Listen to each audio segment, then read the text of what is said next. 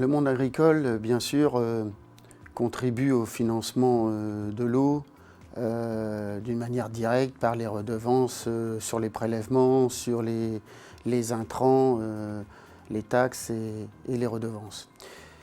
Mais le monde agricole peut amener bien plus que ça dans la contribution sur la qualité et la quantité de l'eau.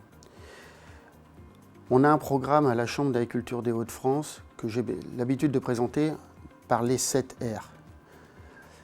Le premier, c'est la réserve utile du sol. Absolument travailler sur l'agronomie pour augmenter cette capacité de réserve d'eau dans les sols. Le deuxième, c'est la résistance des plantes. Par la sobriété, la génétique, on arrivera à la sobriété des plantes. Le troisième, c'est la réduction de la consommation d'eau, ou je dirais la sobriété et l'optimisation de la consommation d'eau par tous des outils OAD et qui nous permettront d'être plus efficients sur les apports d'eau. Le quatrième, c'est la réutilisation de l'eau. On a la chance d'avoir un tissu agroalimentaire et on peut réutiliser après les usages anthropiques, de réutiliser l'eau pour l'agriculture, ce qui nous permettra d'éviter de pomper dans la nappe. Le cinquième, c'est la recharge des nappes. Par nos activités agronomiques, on peut favoriser la recharge en eau potable de la nappe phréatique.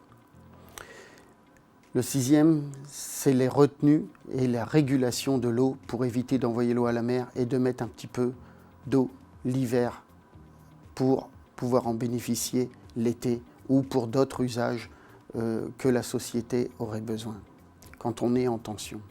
Le septième, c'est la réconception de l'assolement en mettant des cultures nouvelles comme les protéines, moins gourmandes en eau et qui permettraient la sécurité en protéines végétales.